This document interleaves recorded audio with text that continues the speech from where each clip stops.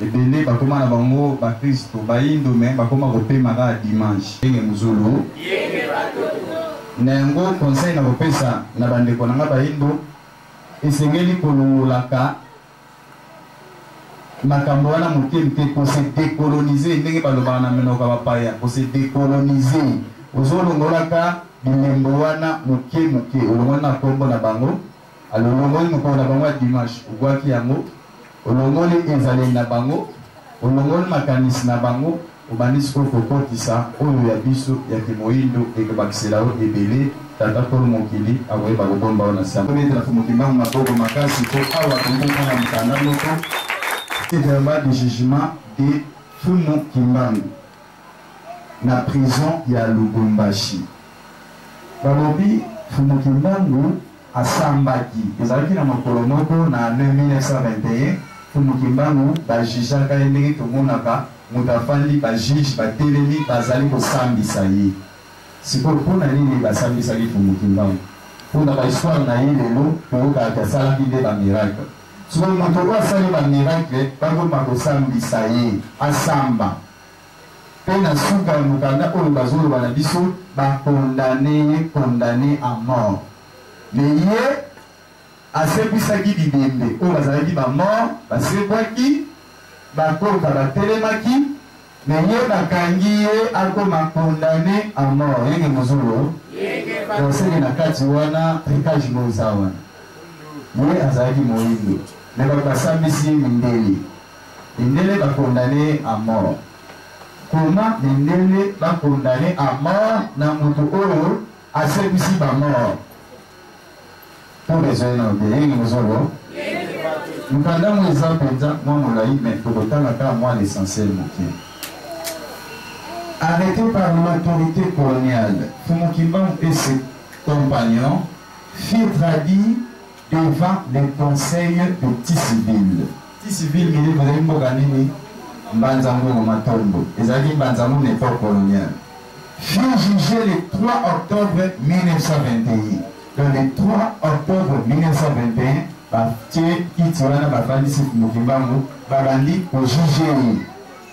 voici le procès verbal de jugement rendu par cette co-militaire. Yenge Muzolo.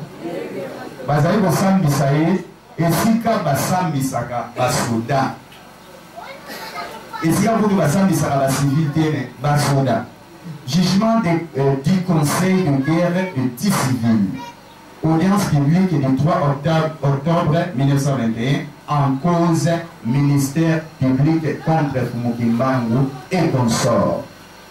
Batu bafundaki banani ministère public nde tomoneka ministère public alifundaki politicien moko toyebi ti lelo azala na prison oyo bandeko l'exception na ndenge azosamba biso tokotala na tv nani efundi ministère public oyo détournement intellectuel siko Fumu Kimbangu mpe ministère public ya époque coloniale mpe efundaki ye bandi kosambisa ye pan public batie ye wana bazosambisa na banani na basoda yenge mozulu balobi azali kosamba ye moko te bakangi ye na bato mosusu oyo azalaki na bango nyonso bakosamba soki bakondane Fumu Kimbangu bakondane mpe na bato wana nyonso oyo bande kolanda ye Vu par les conseils de guerre, siégeant anti-civil, région soumise au régime militaire mitigé, ordonnance numéro 89, date du 12 août 1921, du vice-gouverneur général de la province du Congo central, la procédure a chargé de preuve. Fumukimbangu, Mandombe Zola, Matufweni, Lenge Sumbu, Mimba, Filemon, Mata, Mbaki, Kelani, Johnny, Batoba, Samisoni, Batobo, David, Malaika, Sesteni. Yenge Mozoro. Kwa bato tu bakuta jena bango, bakangaki bato natangi bakondo awa. Via l'assignation de prévenir à la requête de l'officier du ministère public en date du 23 septembre 1921, le ministère public en ses réquisitions, les prévenir en leur dire et moyens de défense présentés par eux-mêmes. Donc, bazala qui pensa la défense c'était pour défendre le ministère public à Zoloba, il y a un monde dans Joana dans Zokoma. Même Fumukimba, on s'est érigé en rédempteur et sauveur de la race noire en désignant le blanc comme l'ennemi, en l'appelant l'ennemi abominable. Yenge Muzulu. Yenge Batoto. Alors, Fumukimba, on n'est pas que sauveur, il y a le Kosomoïdo. Akoma qui comprendait Bamindele, Lokola, Batou, Mapé, ennemi moko abominable. Ennemi moko boydo, Batonda, Solo, Kadonki. Ennemi à Bondoki, il y a un bon, oh, bon maca, il y a un bon mi. Parce que nous avons ça un miracle, Batou, Basi Babou Tarate, Azo ça un miracle, Basu Basé Baboti, Batou Basé malade, et Moussousou, Babi Karate, Kanama, il doit se payer mal, à l'obi, Kombo Tata, Atani Kombo Naimo, Fumukimba Mutabiki, et Bébé, à l'obi Katani Kombo Naipelema. Si tout le monde a le Nouveau Testament, la 1974-75 version Nouveau Testament. Parce que pasteur a biso et on a fait ça dans le Nouveau Testament. La 1921 Nouveau Testament, ils ont rajouté. Moyen pour Ménévo, Takampulendo était représenté par lui, Fumukimba Mvolosi, qu'un temple nouveau national noir allait être fondé. Donc, Fumukimba Mvolosi a représenté Taki Tata Koro Mokimenase, parce que Baïndo Babane Konyo Kono. Fimbo Koro Mundela Babane Kobeta Baïndo, Tamu na Tamu, Maboko Kokata, Kusube la biso Baïndo na Monoko, Kusube la biso na Monoko, Kusaki na Montoke, Oyo, Akoya Kondela biso. Baïndo Balelaki, Tata Koro Mokili, Ami Moni Saki Boye, Nanzoto, Oyo, Pena Koko ya Tata Kimbangu. Yende adonaki ya seki babeli bokata. Fimbo oyo bozobeta batoyo botika nyonso bosansela ango bobeta ndenga. Passion nyonso bozomonisa bango botika bosala yango pananga ezalaki na 1921. Mundele asepelaki te. Et puis akangaki Fumukimba okomaki kobeta ye fimbo nde tolobaki 120 fruits par jour. 120 wana eza te babeti yo 1, 2, 3 tina 120 te. Fumukimba okomaki kobeta ye so babeti boye. Pas, par exemple, si vous pas, ça compte 1. Babeti sous boy, par exemple, si vous pas compté 2. Donc 120 wana, par comment dit 120, mais ça coûte 240 fruits par jour. Moyen pour exciter et exalter la croyance des populations que la foule impressionnée et poussée par force du fanatisme doivent souvent servir d'instrument pour atteindre le but final, entendu qu'il résulte des rapports officiels, des correspondances échangées entre Noirs, des renseignements requis, que les Blancs sont l'objet d'une haine profonde de la part des adeptes de Fumukimbangu, que cette haine de Fumukimbangu au travail d'un grand nombre de travailleurs, attendu que les moyens de persuasion a été interprété par les natifs, les prophètes et les adeptes comme condamné Fumukimbangu à la peine de mort. Zola Matufweni Lenge Sumbu Mimba Filemon Mata Mbaki André Kelani John Batoba Samisioni Batoba Malaika Sesteni à la servitude pénale à perpétuité. donc baoyo motangi fumukimbangu bakondane à mort mais baoyo bakangi bango libela ti bakufela na kati ya prison bemba ediongo voabela en 20 ans de servitude pénale bato mibale batie bango na 20 ans Lumbwenda John à 5 et Mandombe à 2 ans de servitude pénale les frais du procès à la charge de la colonie et entendu qu'il y a lieu de craindre que les condamnés ne tentant de se soustraire l'exécution du jugement ordonné leur arrestation immédiate. Ngo tozoi balanze pomoko pour la rekanisa passe pour mokimba mu amoni lelo oyo asili kozongela biso na esika makasi. Mokimbangu mene vutuka okese na bana ya Kongo mene vutuka Mokimbangu mene vutuka okese na bana ya Afrika mene vutuka okese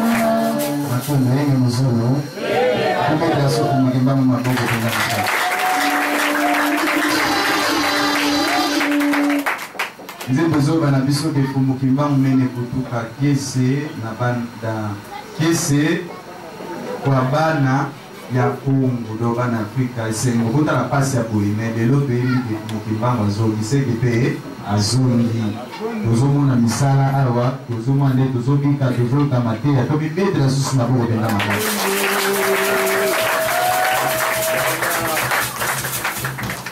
yenge muzulu mukanda mususu eza awa totango na mambango mapeza mama page belé ezali journal de veille afrique ya histoire ya mama Nzinga Kilwani mama oyo tozomona awa bakomi na masonika kuna mama Nzinga Kilwani mama Nzinga Kilwani asala histoire moko ya makasi mais milembo toza kotanga ngo kaka na mokie tosote mwa parti mosusu mais tosala kaka l'essentiel ya jeunesse na ye ya vie na ye ya kibolenge yenge muzolo. Un jour, accompagné de ses amis, Maman Nzinga Kilwani s'est rendue au camp érigé par Diego Cao. Elle visita d'abord le centre commercial. En entrant dans un magasin d'implants dénommé Mafuta Mingi.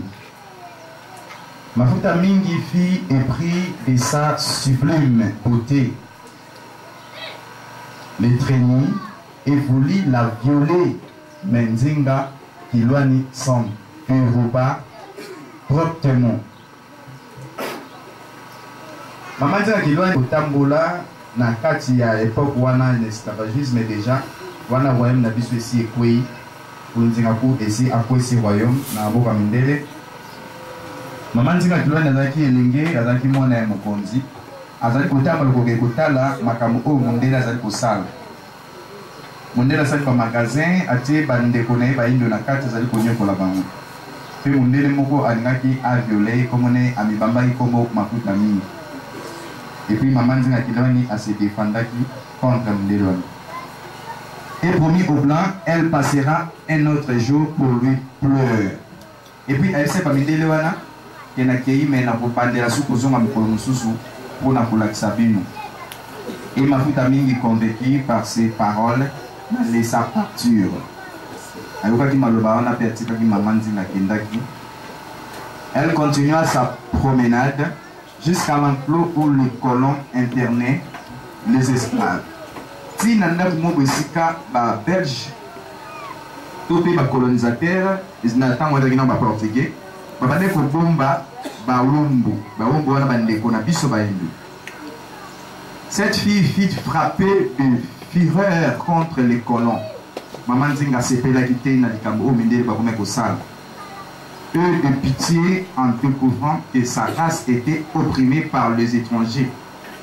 À mon avis que le posonné moindo est commis et le komoko ya kosakanela na bato bapaya. A complicité avec son père. Na complicité na tata nae l'ombre baoba de sa race. Complicité na tata nae pour Nzinga. Elle regarda consternée et meurtrier la cour royale, puis se réfugia dans sa chambre à cause de ses frères et sœurs de la race chosifiée. Maman Nzinga sepela ki suna royaume ya tata na ete pour atika ki basakanela bandekone mibali po bandeko ya basi na bamendele.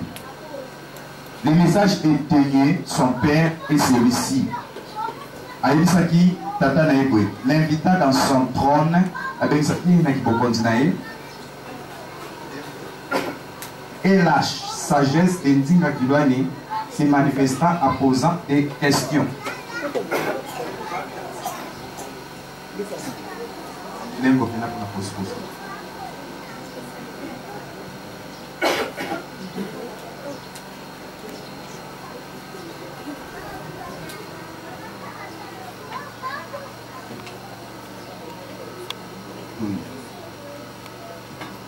Maman Nzinga Kilwani, mon père, a tenu tata une question. Mon père, êtes-vous réellement roi de notre race? Si vous l'êtes, comment et pourquoi vous devez permettre à nos frères et sœurs de devenir esclaves?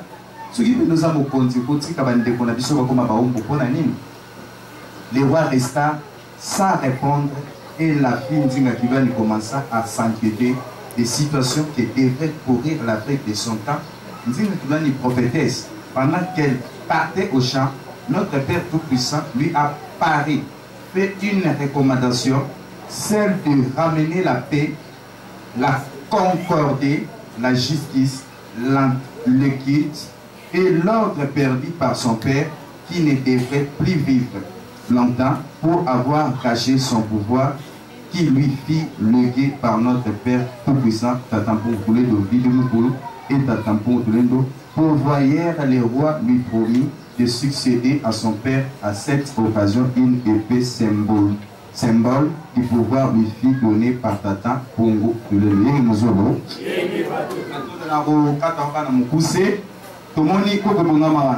Tomoni Maman Nzinga asimbi mbeli.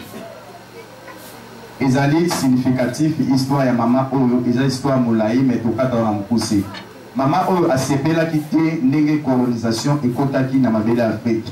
Pe akendela ki tata na ye kolobela ye po nani azali kosala complicité na mindele po balindo bani okwama.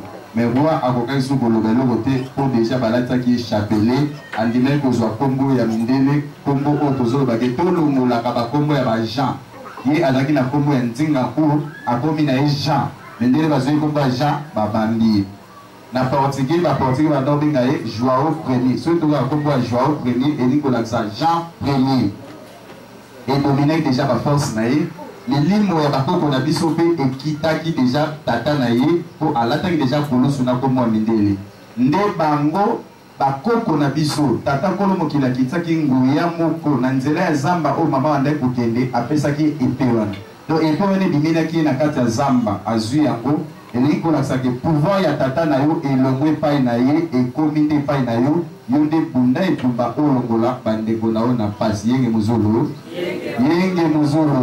tobetela mama nzinga tubani maboko makasi nde yango lisusu lelo oyo biso bato oyo tolati bakombo oyo toyebaki pouvoir oyo bango bazalaki na yango nde incarne lisusu biso mpo tolongola bandeko na biso na pasi tobetela maboko makasi po biso tozali sikoyo kokonda oyo bango bazalaki na yango yenge mozolo matondo batata na bungulendo mangunza ya tata matondo